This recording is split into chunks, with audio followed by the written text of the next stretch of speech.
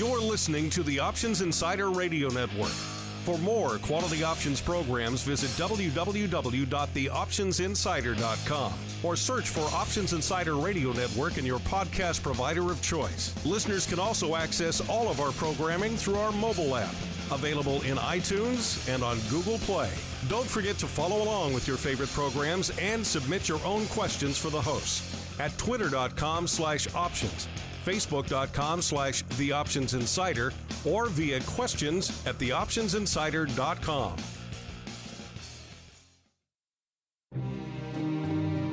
It is a dangerous world out there. Volatility is on the rise and your clients' portfolios are under assault from a growing number of threats. Simple diversification is no longer enough to shield the assets under your protection. Registered investment advisors, financial planners, and asset managers need a new weapon in their war on risk. Welcome to the Advisor's Option, the program designed to arm busy advisors with the information necessary to properly manage risk in this volatile environment. From options education, trading strategies and tips, to industry news and interviews with leading advisors, you'll find it all on the Advisor's Option. The Advisor's Option is brought to you by the Options Industry Council. The OIC was created to educate investors and their financial advisors about the benefits and risks of exchange-traded equity options. For more information on how the OIC can help you implement options in your practice, please visit optionseducation.org. The Advisor's Option is also brought to you by Swan Wealth Advisors. Since 1997, Swan has been the leader in hedged equity and option income strategies with GIPS verified results. Swan provides unique and valuable solutions to the inherent weaknesses of asset allocation, offering defined risk strategies that allow upside participation while also protecting advisors and investors against market risk. For more information about our advisor program for separately managed accounts, the Swan Defined Risk Mutual Fund, or our proprietary option overlay strategies, please contact Randy Swan at swanwealthadvisors.com. Think outside the style box. Think Swan when deciding on risk management solutions to market risk. And now, it's time to arm yourself with the latest weapons in the war on risk. It's time for the Advisor's Option.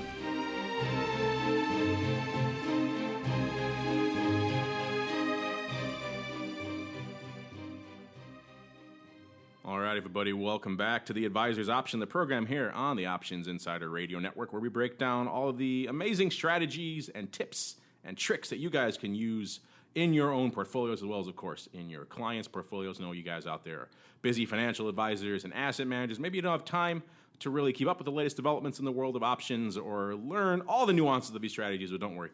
We're here to help you guys and do the heavy lifting for you. My name is Mark Longo from theoptionsinsider.com, as well as, of course, from the ever-expanding Options Insider Radio Network. 14 programs for you guys to choose from on the old network, including our most recent edition, This Week in Futures Options. You can, of course, find that program wherever you find this program. The Advisor's Option, probably the easiest place to go is the website, theoptionsinsider.com. Click on the Insider Radio Network tab, or the player on the homepage, or indeed the call-out on the right-hand side. 3 places for you guys to get the show right there. Or, of course, go to iTunes or TuneIn or Stitcher or wherever you find your favorite podcast programs and subscribe right there. And you can have it downloaded directly to your device of choice. Now, that wasn't easy enough. We also have our mobile app. We have all of our programs in there, including all of our great archived episodes of the Advisor's Option. That app available for iOS, Android, and, of course, the Fire OS. And joining me on the Advisor's Option program today, got a bit of a new stable of guest co-hosts with me on the show today. Should be fun. Starting off with someone who's been on the show before. I don't think he's been on for the full program before, so it was kind of a new switch for him. He is Chris Hausman, the portfolio and chief technical strategist over there at our friend Swan Global Investments, beaming in from scenic and lovely Puerto Rico. Chris, welcome back to the Advisor's Option program. Thanks, Mark. I appreciate it. Yeah, looking forward to getting in some fun stuff with you. And also joining Chris in the special guest co-host seat. He's been on our network before, but not on this program. He is David Beth, the co-founder of Wallacbeth Capital. David, welcome to the Advisor's Option program, to you as well. Thank you very much. Appreciate the opportunity to join you this afternoon. And Chris, looking forward to chatting with you. This should be a fun conversation indeed. So let's get right to it with our Tricks of the Trade segment. And now it's time for practical tips on how to implement options into your practice. It's time to learn the tricks of the trade.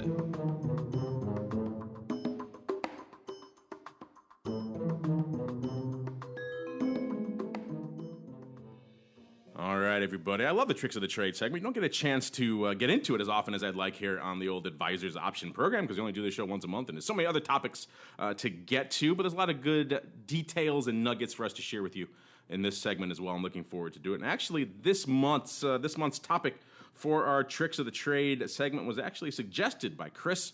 It's kind of an interesting one, so I'm going to let him take the lead on it and kind of set up the premise. But effectively, what we're going to talk about is kind of the impact of what we're seeing right now from the general overall low yield environment in the fixed income realm. And particularly, we've seen that over, of course, the past couple of years out there, better part of the last half decade or so, and how that's really squeezed the option side of the fence particularly from a premium harvesting, premium collection standpoint. And Chris, like I said, this was your topic. You suggested this, so I'll let you kick off the discussion. Where do you want to start here on? There's a lot of different areas we could sink our teeth into, so where do you want to start here on the topic of low yield and its impact on premium collection strategies? Yeah, thanks, Mark. So we're going to explore a theory that option yield through income-producing strategies may be correlated to the current interest rate environment. So we can start by stating that return assumptions are pretty much lower across the board. You've got people coming out like John Bogle from Vanguard, Bill Gross from Janus, Ray Dalio from Bridgewater Associates, just to name a few, who are stating that, hey, in the future, expect returns from equities and bonds to be on the lower end of the spectrum, from what we're used to historically. As that relates to options, what we want to examine is whether or not the risk premium trade is starting to become crowded due to the slow yield or no yield in fixed incomes and the low returns that equities are providing for us the last several years. So what I want to highlight right now, and I think we'll all agree, is that there's been a staggering collapse in global yields. We're in a NIRP or ZIRP environment, and what that means, it's a negative interest rate or zero interest rate policy environment. Japan has been supporting negative interest rates for a month or so now, and as of today, the 10-year German bond went negative. So they are now supporting negative interest rates. So all of this has really resulted from this perfect storm that we're in of rapidly falling inflation expectations. We've got increased geopolitical risks, and the ECB has recently launched another round of corporate bond buying in their new program they've recently released. So, it's no surprise if you go to the equity world that high dividend sectors such as utilities, telecoms, consumer staples are continuing to outperform right now. So this stat I found very interesting, and it comes from Pension Partners, that in the last year and a half, there have been 111 central bank easing actions.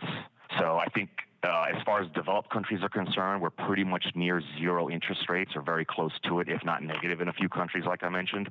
But what really concerns me is that a lot of foreign developed and emerging market countries still have a ways to go. I mean, their interest rates are still quite higher.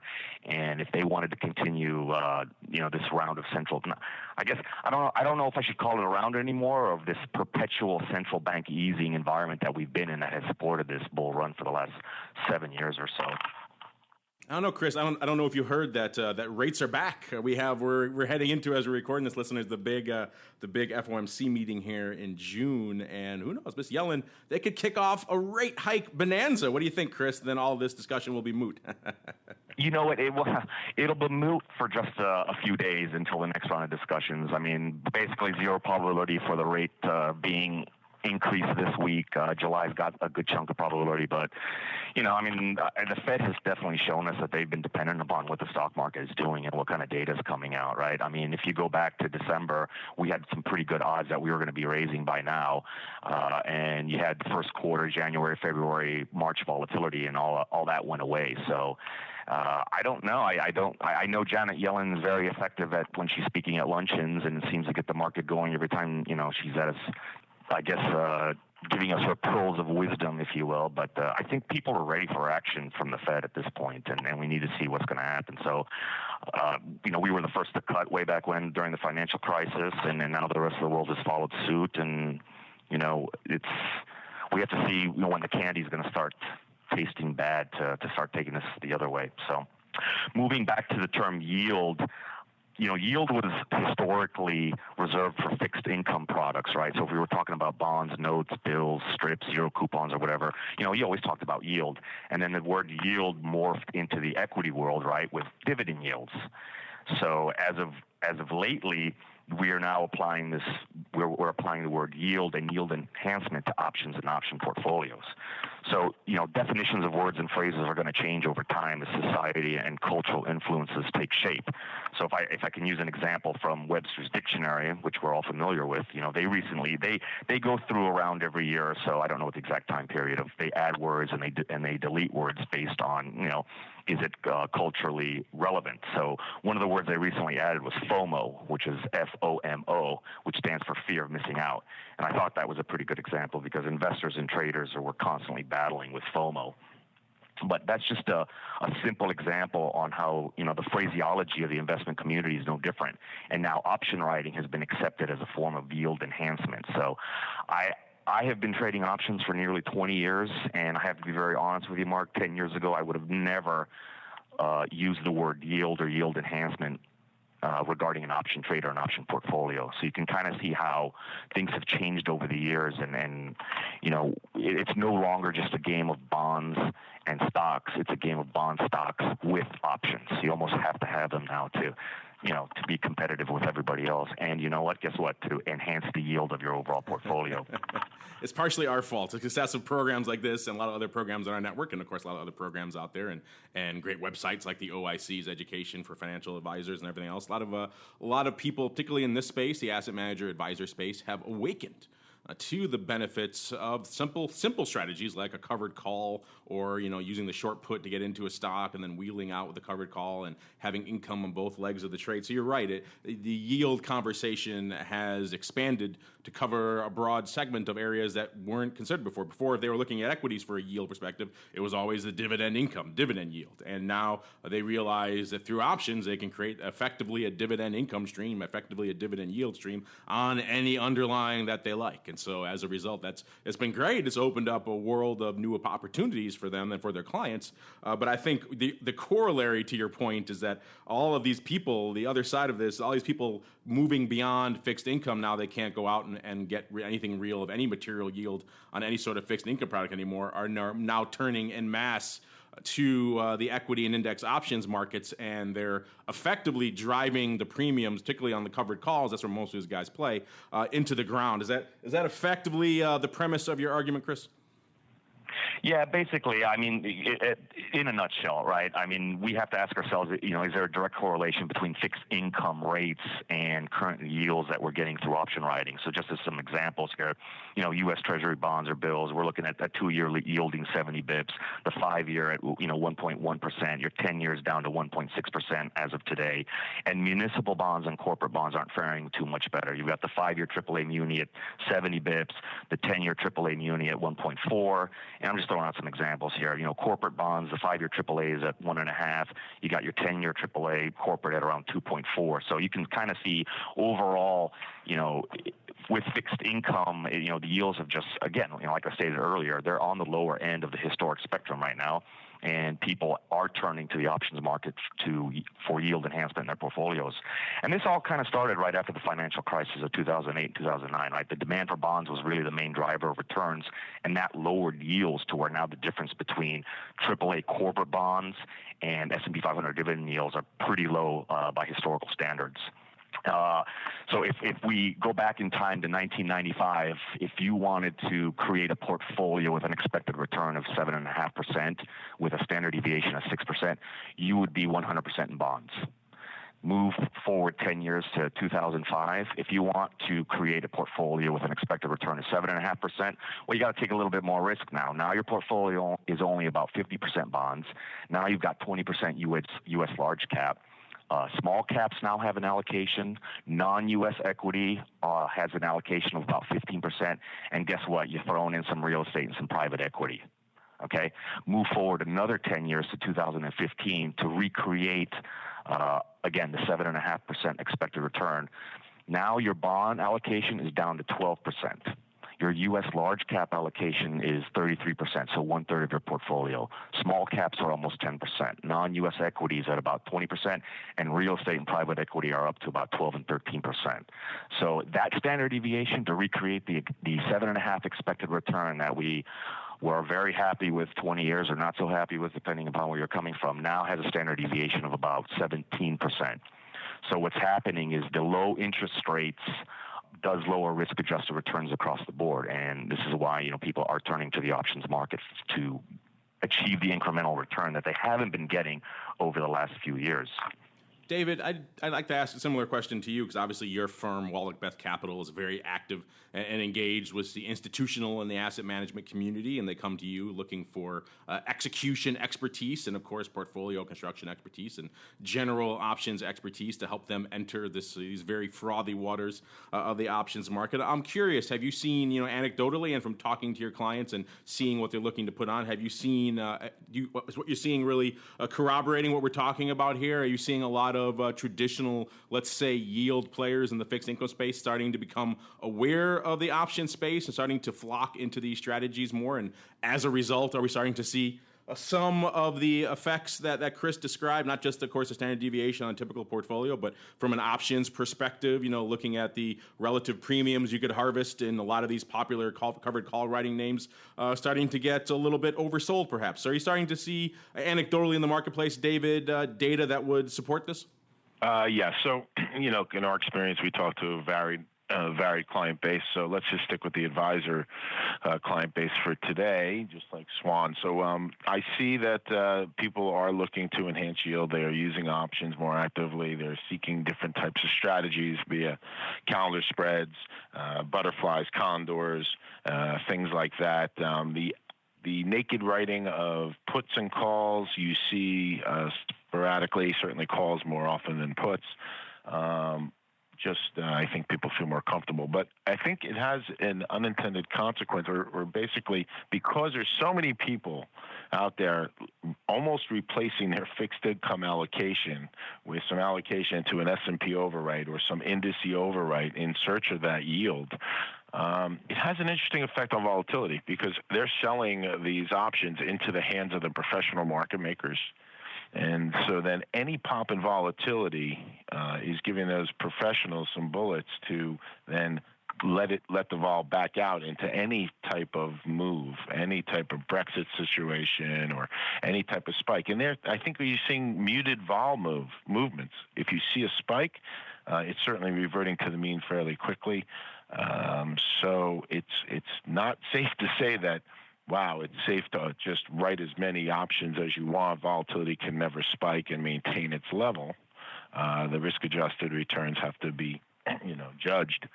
But it's an interesting dynamic now. People feel more safe selling options than they ever have, or trying to harvest premium. Premiums are extremely low. But then again, one make the case that because the guys who own it will use that opportunity, any spike in it, to get out of it, you always have the opportunity to control your risk. No such thing as a free lunch. Yes, you're right. There is no such thing as a free lunch in the marketplace. And you're right. It has been an interesting framework. We are, of course, recording this right here in the middle of June. We're heading into the big FOMC meeting. And you're right. Going in, particularly into last week, a lot of the conversation was, wow, the response to in volatility terms in particular in the broad market, certainly from a VIX or however you want to look at it, perspective, VVIX, whatever, seemed pretty muted. We had FOMC and Brexit. Then, of course, coming into this week, we've seen a bit of a volatility explosion. It seems like everyone in the marketplace kind of collectively woke up to the fact that, hey, there are some risks on the table, even probably Brexit even more than FOMC. FOMC kind of a done deal for June, as we said earlier in the show.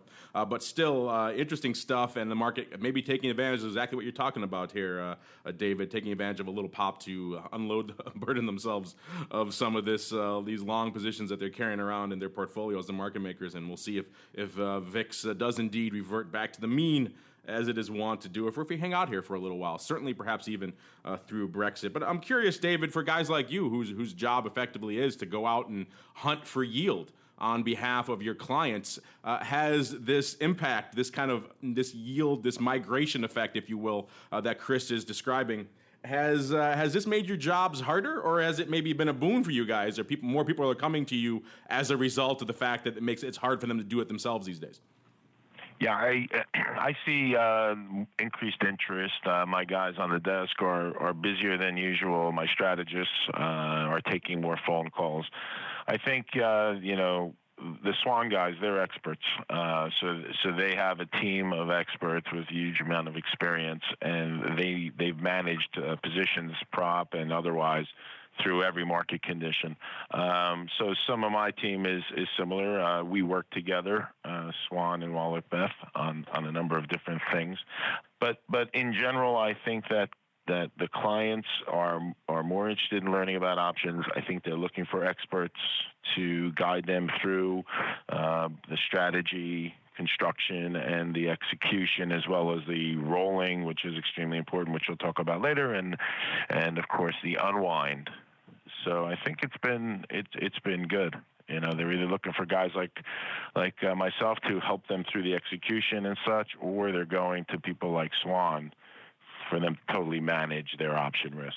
Now, Chris, you guys over there at Swan now, you're in a little bit of a difficult conundrum, obviously. This impact you just described of everyone flocking into these premium harvesting, yield generation type strategies makes it more challenging for guys like you. Obviously, the DRS has a couple of different components. You have the long-term protection component, but you also have the nearer-term premium harvesting, yield generation component. And I'd imagine for guys like you and the guys over there running the portfolio over there at Swan, this is a challenging environment to try to find that yield in an effective way that doesn't, jack up the standard deviation of the portfolio. So maybe walk our listeners through some of the steps that you guys are doing to deal with this effect that you're talking about. So many people effectively crowding in to where you guys are playing on the yield enhancement income generation side of the curve. Yeah, I think one of the things that we've always been is very tactical in the way we trade and put our overlay positions on. So, going back to just to wrap up what I was saying earlier, is our income component over the last few years, or since inception, really has outperformed all these fixed income products from 6-month CDs. We tested all our actual performance with a lot of back-tested theoretical type scenarios, and the yield that they contribute to the overall portfolio still is over and above what any risk-free rate that we have, like federal funds rate. We even tested against real estate ETFs, high-yield bond ETFs, investment-grade corporate bond ETFs. So now, one thing about risk premium is it ebbs and it flows. Where it is today, it's been here before in the past. We do expect that it will increase again once interest rates start to rise, and then you'll probably get a shift of investors moving away from the options market, maybe towards back to fixed income as those interest rates become more attractive. But it comes down to management in our experience. We know the risk premium, again, is cyclical in nature. It's just like everything else. So we stick to our portfolio management rules, and we're more tactical. We know that volatility is going to move a little bit more than it usually does. We just had yesterday, right? The VIX was up 23% in one day. You wouldn't have known it because the stock market or the SPX didn't warrant that kind of move, but there was rebalancing going on with volatility products and ETFs and ETPs. So that's how we've kind of changed how we manage our positions a little bit. But it's still the same premise. It's still income producing. We still stick to our core strategy and our adjustments. But we do realize that the markets do change, and we're always trying to enhance our overall return in our portfolios, and then try and just uncover every rock, if you will. And so if I'm the proverbial, financial advisor who's listening to this episode right now, and I've kind of just discovered covered calls, and I'm really excited now I hear this episode, and I'm getting a little nervous, what would you recommend for that guy who's saying all of a sudden I can't get my yield trades? Should they maybe start thinking about maybe migrating what would be a traditional for an advisor, let's say, 2 to 5% out of the money covered call, maybe migrating that a little bit closer to the at the money, maybe even I know some advisors prefer the in the money if they don't have a lot of upside appreciation expectations for the underlying in the near term, to get some of that put wing premium they could capture by writing some in the money calls. So would you, advise something like that? Would you advise maybe them looking a little bit farther afield, away from their traditional core holdings, to try to find some names that haven't really been as impacted from this kind of premium harvesting frenzy that's going on out there? So what would you advise to that guy who's listening right now who might be a little bit worried? I think for covered call writing, it's not. Most people are very short term in nature, which means they want to do front month, right? We have all kinds of weeklies that have been listed, and I think it's okay to go a little further out in time and take a stand. If you have a stand on the stock and the equity on your portfolio, you're going to get better volatility levels in the long run if you're going out a little bit more in time.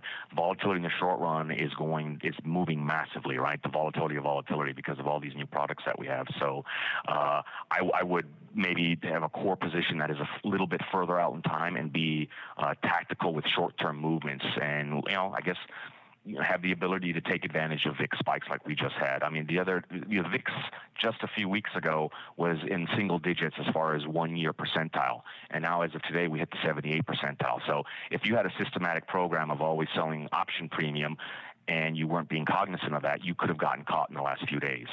So there needs to be a balance of a core program with the ability to come in and take advantage of these spikes. Yeah, VIX has been an interesting beast, certainly, over the last few days. I pulled out some data here while you were talking. In terms of upside percentage moves, it was the 50th best day in VIX history.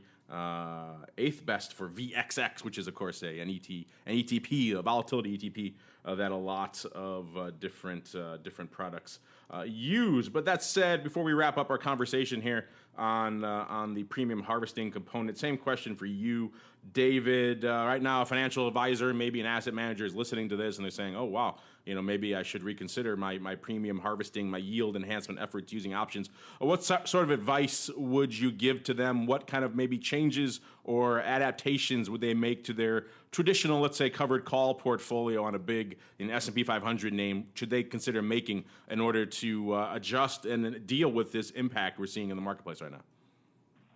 Well, I happen to agree with Chris to the extent that you go out a little bit longer dated, and that's still not very long dated. Maybe you're going out 2 or 3 months instead of 1 month. The chances of capturing more premium and you have less gamma, which will be, you'll have less exposure to those very sharp, quick moves. So that's one way to do it. Otherwise, it really depends on the term structure. So, I would always tell an advisor if you wanted to choose to sell a deeper in the money call, you suggested maybe take advantage of the put premium.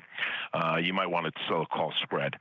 Because if the out of the money call is so cheap that you really don't want to sell it, maybe you should be buying it for protection.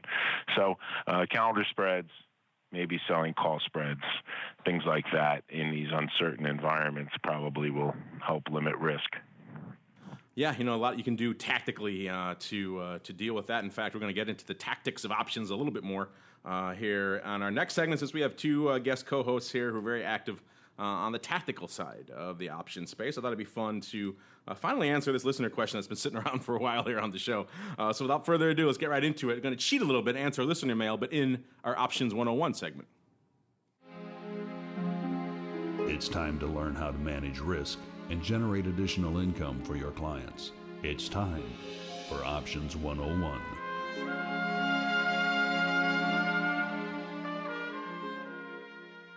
All right, everybody. Like the man said, it's time for Options 101. This is the portion of the program, as the name applies, where we break down some basic options concepts, tell you how you can utilize them in your own as well as your clients' portfolios. Today's concept a little bit more advanced, going to be a little bit more further up, maybe Options 201 rather than 101 here. And it comes courtesy of a listener mail we got a while ago. I've been sitting on this one, haven't had a chance to really work it into the show. But today seemed like as good of time as any. This comes from Andrew Seever. He says, I would like to politely request, he's so polite, it's very nice of him. I'd like to politely request an episode that covers trade adjustments. This is a challenging area, particularly when a stock moves against you. I imagine your listeners would find it useful as well. Thank you for this informative program. Well, we only have a half an hour left. We could easily spend many, many hours talking about trade adjustments. This is often the portion of trading where I like to say the rubber really meets the road for a lot of seasoned options traders. Anyone can put on a trade, but how you adjust it is often, quite frankly, where the greatest profit potential or potential loss could come in if you start going willy-nilly adjusting like crazy or doing it in a foolish capacity.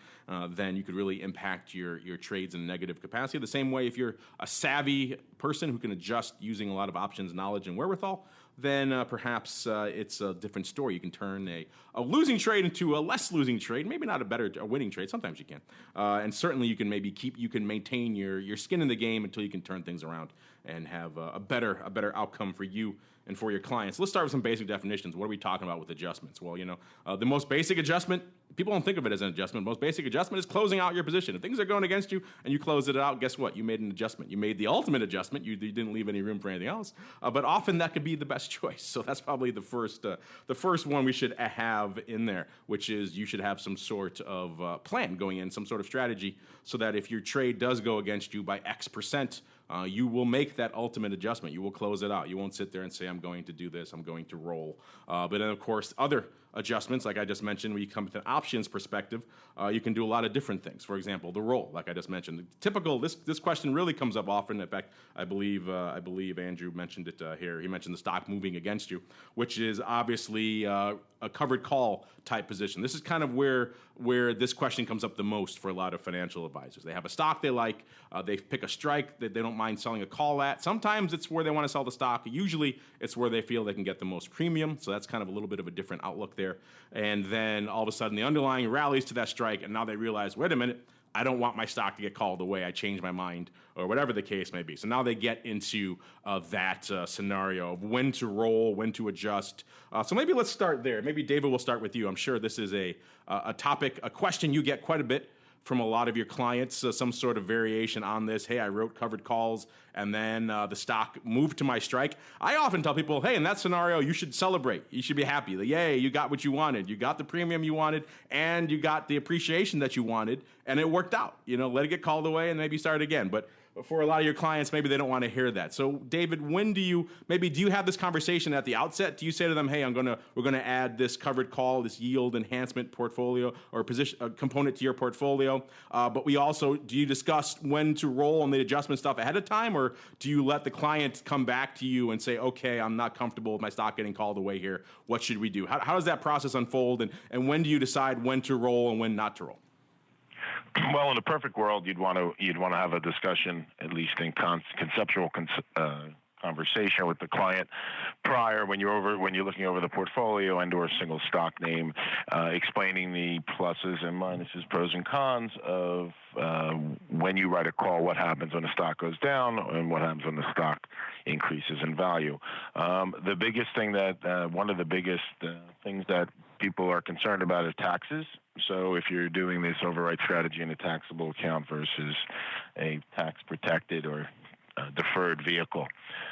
So let's just assume here that and then the underlying rules are always you have to have as you have an entry point, you have to have an exit strategy, you have to have an idea of a fundamental and technical idea of where you're comfortable with the stock going to, where to come from. So if you're in a stock like Tesla and you're short I know the stock's up at 214 today, or down today, but at 214. If you're short a 220 call and the stock's can rip up to 240, 250, that's a whole nother scenario versus being short calls in Procter & Gamble. So it all depends on the type of equity you're in, the taxable scenario. As you approach it, I agree. Look, realistically, people should be happy when the stock reaches their strike price. Time is the key factor. Just because something goes in the money doesn't mean that you'll be assigned on your short call. Obviously, those who are more advanced will understand the whole formula around the put value and the cost of carry and the dividend and everything else.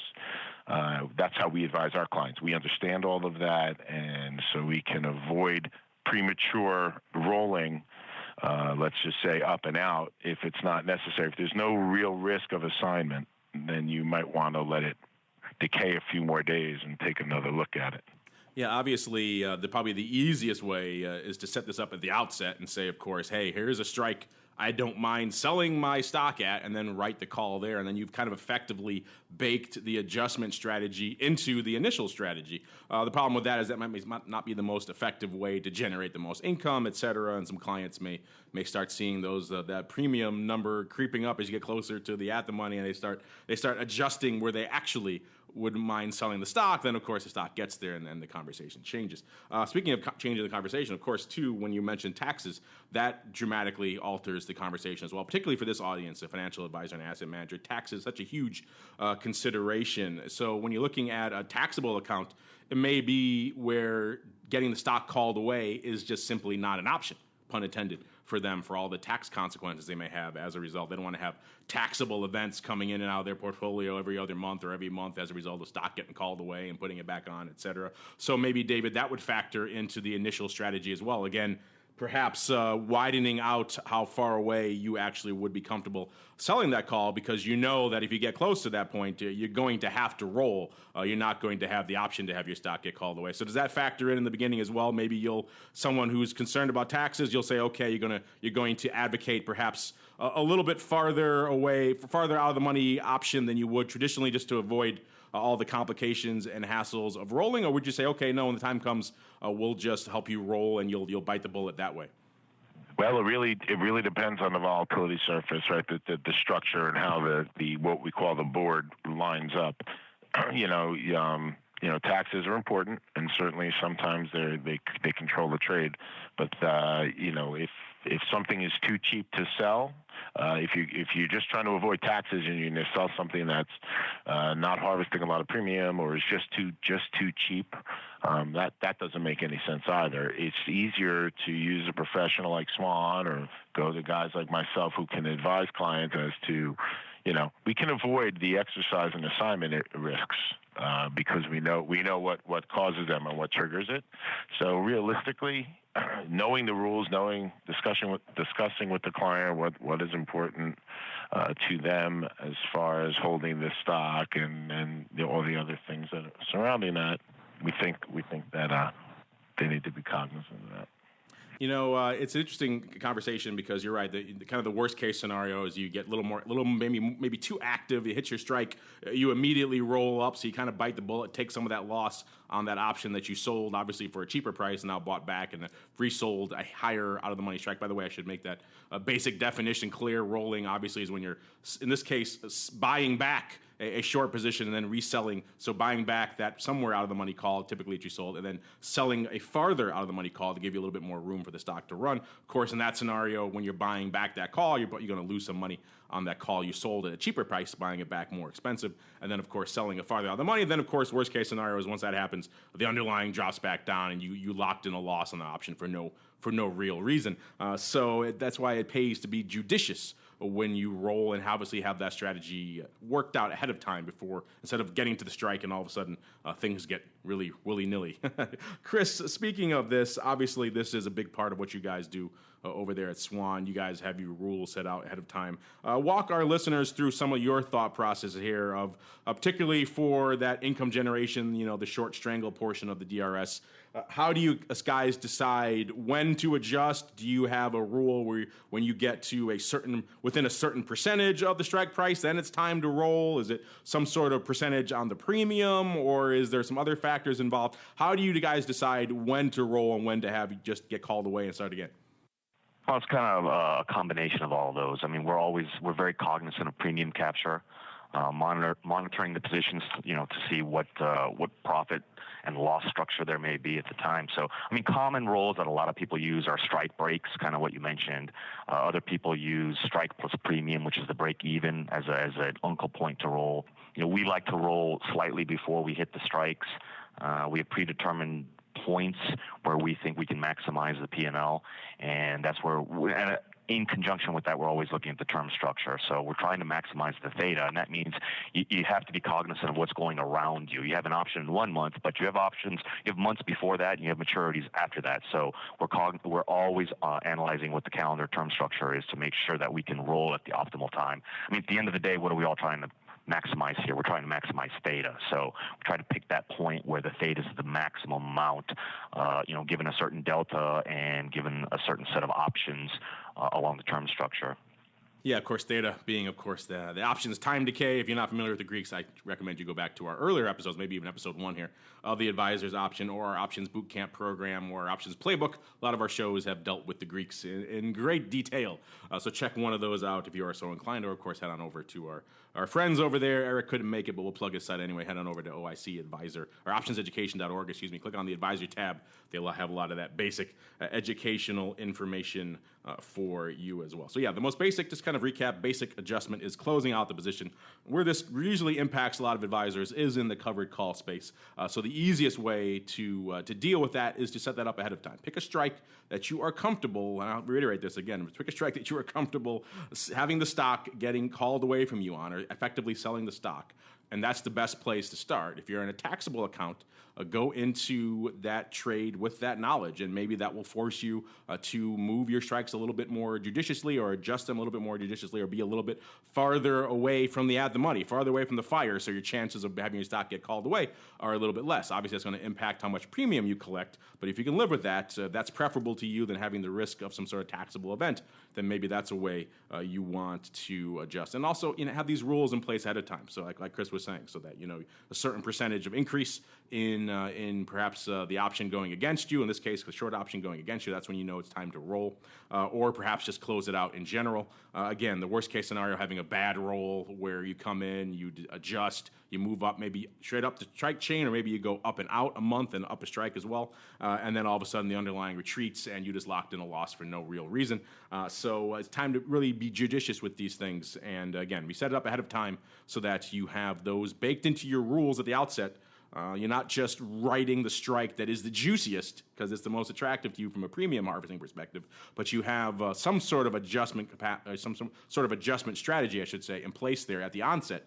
Then that's really the easiest way to do this. Then you're not worried when these things come to pass. And again, like both David and Chris said, make sure you're cognizant of the term structure. By that, of course, we mean how it looks from a volatility perspective and a time decay perspective, not just in the month you're trading in, which could be the front month or even the front week if you're very, very near term, but across the structure. Maybe there's some sort of event.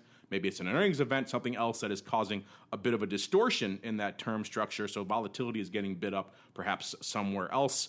Maybe it's more advantageous to write month 2 instead of month 1 to take advantage of that discrepancy, and so on and so forth. So be cognizant of that as well, and also when you're rolling, because that's obviously literally and figuratively where the rubber meets the road for a lot of the portfolios out there. Before we wrap up this kind of just brief overview, again, we can spend a whole episode just doing adjustments, many episodes, and maybe we will. I wanted to kind of just focus on the covered call right now. Maybe before we wrap up this segment, maybe David, we'll start with you. Any last thoughts, words of wisdom, hard-earned bits of advice you have when it comes to the topic of adjustments, particularly in the covered call scenario, again, which is where a lot of our listeners really encounter this first? Yeah, I certainly do. Just a few words. Rules-based, remove emotions. So you set out your rules, follow your rules, and don't get too emotional when things happen and when all of a sudden, something stock moves and it starts to come close to one of your rules. Execute. Do what you're supposed to do. Take the emotion out. Don't say, "Oh, I think the stock's going to do this or do that," or you put on a trade. You set parameters for that trade. Stick to your rules. Stick to your guns, and don't let emotions creep in. Chris, same question for you. Any last bits of wisdom, nuggets of hard-earned advice for our listeners who are concerned? Maybe in this case, we'll keep it fixated on the covered call. We can expand to other positions in the future episodes. But for now, just adjustments in the covered call. Any last pearls of wisdom to leave with them? Yeah, I mean, David stole my thunder here. I was going to say have a plan, and that plan has to be in place before you execute, because making decisions during market hours when things could get crazy is usually the worst. Emotion is going to come out, and you're going to find that you're going to end up making the wrong decision. So I think the number one thing in any trading that you do is have a plan laid out. There you go, listeners. Some basic overview on adjustments from a covered call perspective. We can certainly get more into this. If you have questions, certainly fire them into us. We'd love to hear from you guys. Speaking of which, we have a few minutes left here in the show, so we'll get some time for some quick office hours. It's time to answer your pressing questions about options. It's time to start our office hours. You can become a part of this segment by leaving a question on theoptionsinsider.com, emailing us at questions@theoptionsinsider.com, or via social media at twitter.com/options, facebook.com/theoptionsinsider, or stocktwits.com/optionsinsider. All right, everybody.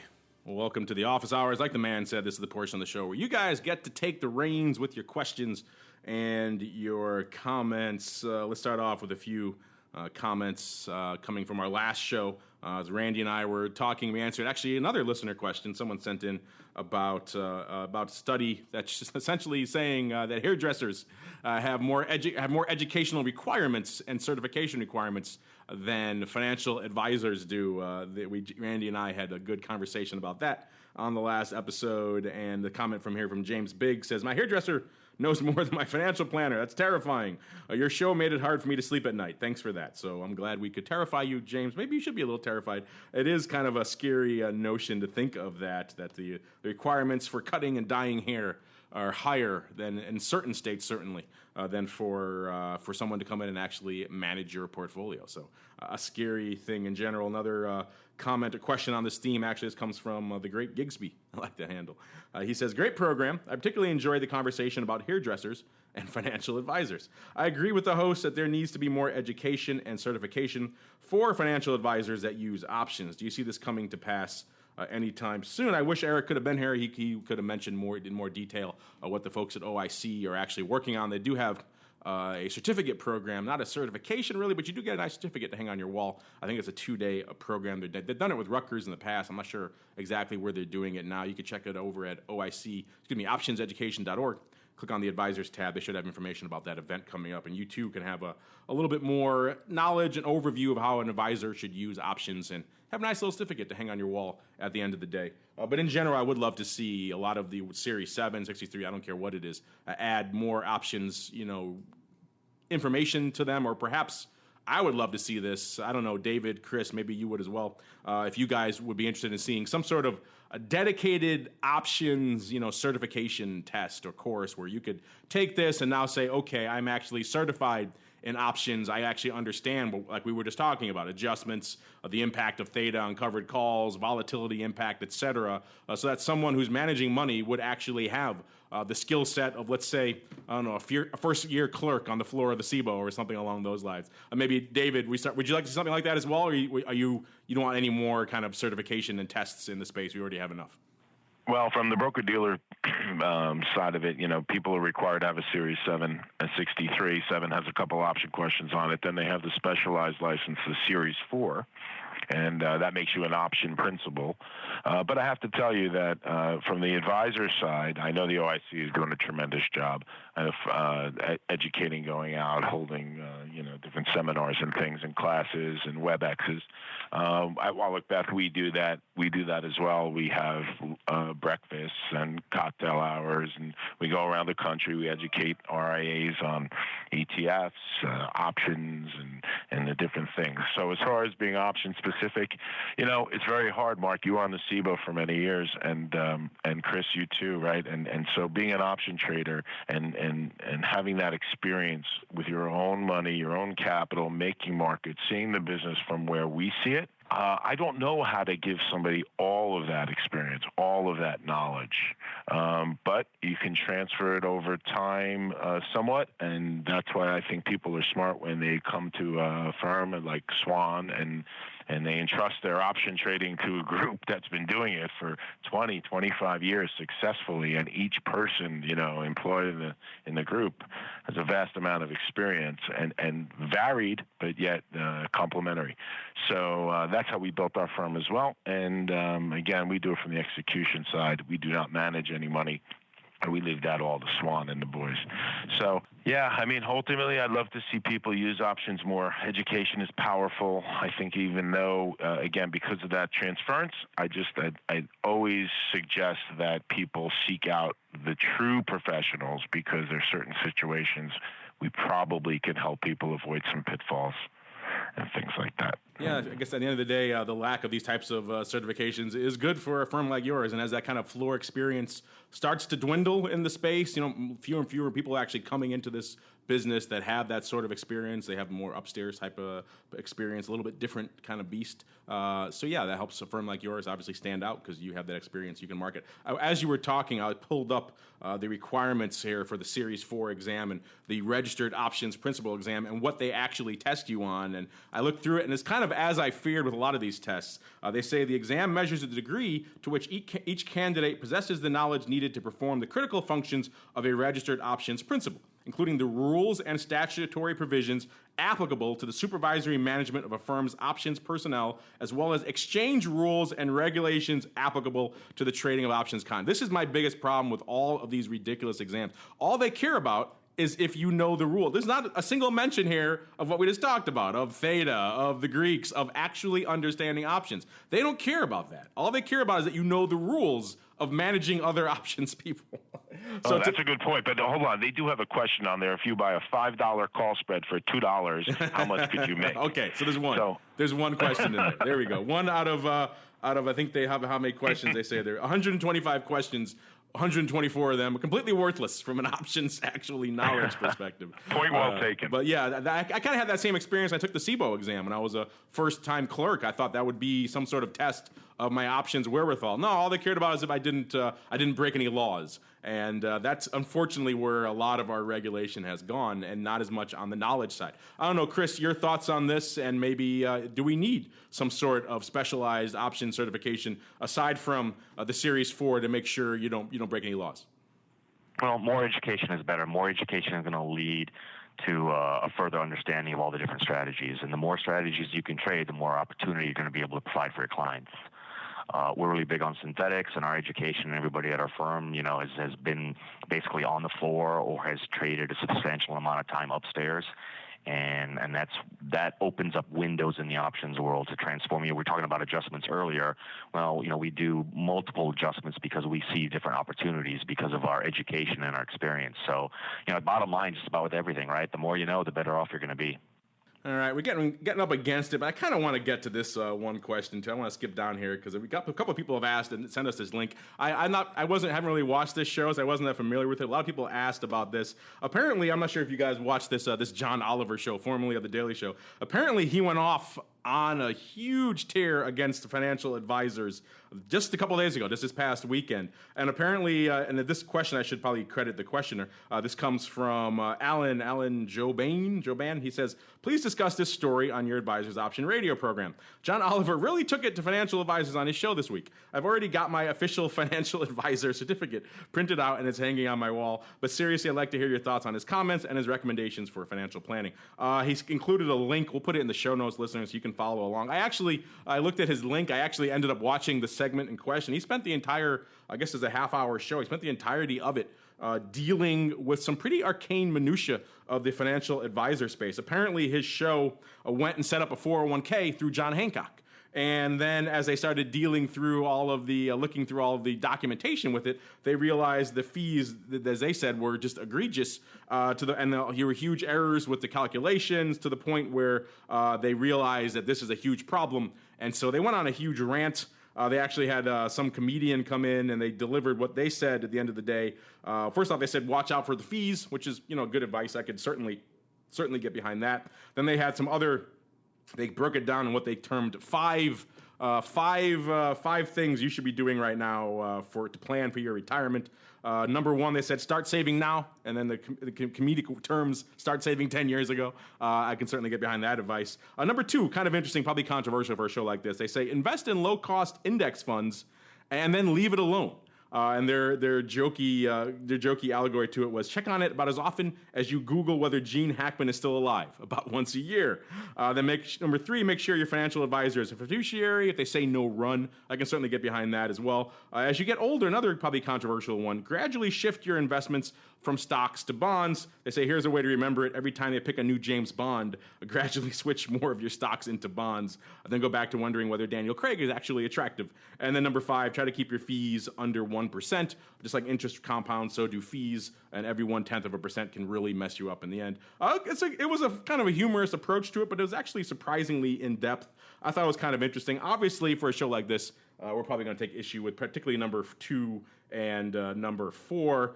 Maybe Chris, we'll start with you this time, mix it up a little bit. A, it's kind of a tongue-in-cheek thing, but I thought it was kind of funny. B, kind of timely, and C, a lot of people are interested in this right now. Kind of shines an interesting light on the financial advisor community. So what are your thoughts? I'm not sure if you had a chance to check out the show, if you saw it, what your thoughts are on it. And then B, your thoughts on his advice to the masses for planning for your retirement. Well, I didn't see the show, but, as far as retirement plans, I mean, you need professionals behind you. So, I mean, he can say whatever he wants about financial advisors, but, I mean, there's a lot of value added, especially when it comes to the options world, about education, which we've touched on, what David and his firm does. And so, there's definitely some value added from our perspective because we are dealing with options. And, again, that's where we've moved away from the bonds and the equities only world. Like I said at the beginning of the show, it's now bonds, equities, and you have to have some options in there if you want to get that yield enhancement. So, it's a lot. I think it's a little bit more complicated than from what I picked up on right now. But again, I didn't see the show, so I'll definitely have to put that on my list here this weekend. You can't just buy SPY and then leave it alone and check it once a year when you Google if Gene Hackman is still alive. That doesn't work. That's not an effective long-term strategy, Chris. You know what? I wish it did, and everybody's life would be a lot simpler, right? Probably doesn't. Yeah, I'm guessing. I can certainly get behind maybe for the masses, people who do nothing. This is preferable to doing nothing. I can see it from that perspective. But that said, David, this is kind of tongue-in-cheek, but kind of funny. A lot of our listeners wanted to know what we thought about it. So what are your thoughts here on this interesting approach to financial advising advice? Yeah, well, I agree. I mean, at least, doing something is better than doing nothing. But I think the buy and hold mentality has come and gone. Look, it worked for Warren Buffett. It worked, buy these things, put them in the drawer and let it grow. But the things, again, the things like the hedged equity stuff that I've been privy to, working with Swan, working with other guys. I mean, these strategies today, they take advantage of so many different things that are occurring, that can and are occurring in the marketplace. And so I think that, use a professional, very important, and take advantage of some of those scenarios. So that's for sure. I don't think there's anything. I don't think I want to own a bond yet, even though I'm pretty old and I do remember a couple different James Bonds. But right now, again, hey, look, I'm not a forecaster, but financial advisors in general, you need to work with them. You need to pick out the good ones. You need to vet them out, and they should be a good asset to have with. Yeah, I definitely concur. I think for the actual tactical advice they give, we probably take some issue with, including the low-cost index funds. Obviously, on a show like this, we're not about leaving it alone. We're about generating income. We're about protecting, doing a lot of other things that can dramatically increase your returns. Just over the long term, if you ride the market up and then ride the market down, that's no good for anybody. So using options to hedge, and that kind of gets back to what they were saying with number four. Number 4, their switch to bonds is kind of like a poor man's. That's the old school way to hedge your equity risk, was to get out of it and get into bonds, and it was thought to be a safer way to do that. But if you can effectively stay in equities with a hedging strategy and then generate some income on top of it, and then still keep all the capital appreciation, or most of it you can get with an equity portfolio, and if you can do that with a little bit of options wherewithal, a little bit of options savvy, you obviously don't have to follow this humorous, if perhaps inaccurate advice. But good stuff. Thanks to everybody who wrote in, including a lot of you who wanted to know about the John Oliver thing. That was pretty funny, pretty timely. I'm glad we could squeeze it in here on the show because it just happened a couple of days ago. That, unfortunately, is all the time we have for this episode of The Advisor's Option. Before I go really quickly, let me check back in with each of my cohorts here, my co-hosts on the Advisor's Option show today. We'll start with you, David. You're our special guest. What's cooking? What's coming down the pike from you guys over there at Wallacbeth? And if people like what they heard from you today, they want to learn more, where should they go? Well, you can give us a call on the trading desk. Visit Wallacbeth.com to get our contact information. I won't bore anybody with any contact numbers, but feel free to reach out, and you can ask for myself or pretty much anybody that picks up the phone. We're here for you. As far as what's coming out here, I wanted to mention the Scout group that we have, which is a strategic consulting group, and then basically it is built to educate all of our clients. We have a broad base of things that we can speak to. So we help people with thematic ideas, portfolio construction, option of all type, overwriting, hedging, and such like that.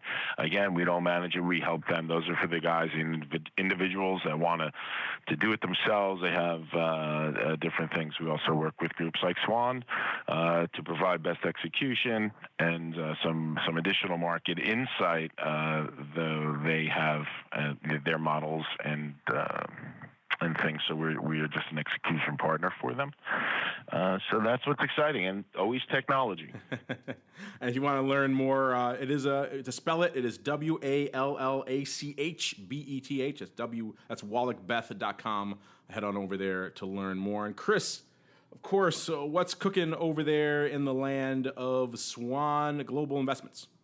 Well, we're going to continue with the series here and kind of separate some of the topics that we talked about and get a little bit more in depth and just kind of look at the changing landscape with options. So we want to talk about volatility as an asset class because that's been, 10 years ago, it wasn't considered an asset class, and now it is. And maybe it's one of the reasons why we do see 20% big spikes. And get a little bit more on how options education has changed and how we can help RIAs build their business and kind of talk about new participants in the yield enhancement arena. Again, these are things we kind of touched on a little bit right now, but we're going to delve a little bit more in depth in the future on all these topics. There you go, listeners. If you want to learn more, head on over to swanglobalinvestments.com. You can learn about the DRS as well as, of course, a lot of the great content we discuss here on the show on a regular basis, all the pieces from Mark Odo and others, and some of the stuff from Chris. They have the blog. You can, of course, find all of the archive episodes of this program as well, the Advisor's Option over there, swanglobalinvestments.com. And hey, if you're at it, follow them on Twitter. They're at Swan Global over there on Twitter. I know you guys are doing a lot more on the Twitter side of the fence these days, so follow him over there if you are so inclined. And, of course, he couldn't be here.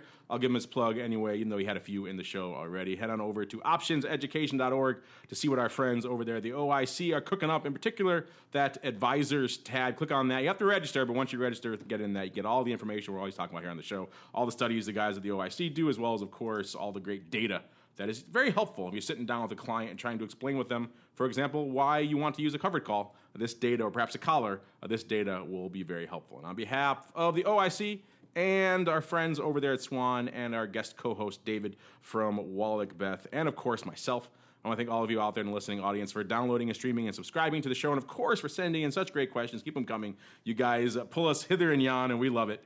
And we'll see you next time right here on The Advisor's Option. The Advisor's Option is brought to you by the Options Industry Council. The OIC was created to educate investors and their financial advisors about the benefits and risks of exchange-traded equity options. For more information on how the OIC can help you implement options in your practice, please visit optionseducation.org. The Advisor's Option is also brought to you by Swan Wealth Advisors. Since 1997, Swan has been the leader in hedged equity and option income strategies with GIPS verified results. Swan provides unique and valuable solutions to the inherent weaknesses of asset allocation, offering defined risk strategies that allow upside participation while also protecting advisors and investors against market risk. For more information about our advisor program for separately managed accounts, the Swan Defined Risk Mutual Fund, or our proprietary option overlay strategies, please contact Randy Swan at swanwealthadvisors.com. Think outside the style box. Think Swan when deciding on risk management solutions to market risk.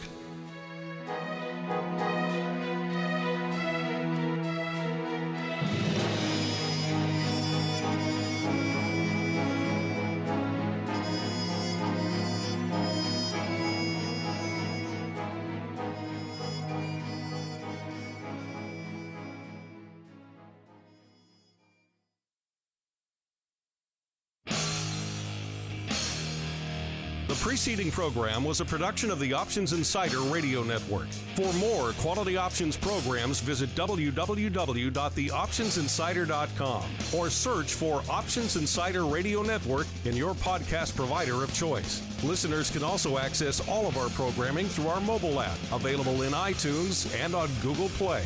Don't forget to follow along with your favorite programs and submit your own questions for the hosts at twitter.com/options, facebook.com/theoptionsinsider, or via questions@theoptionsinsider.com.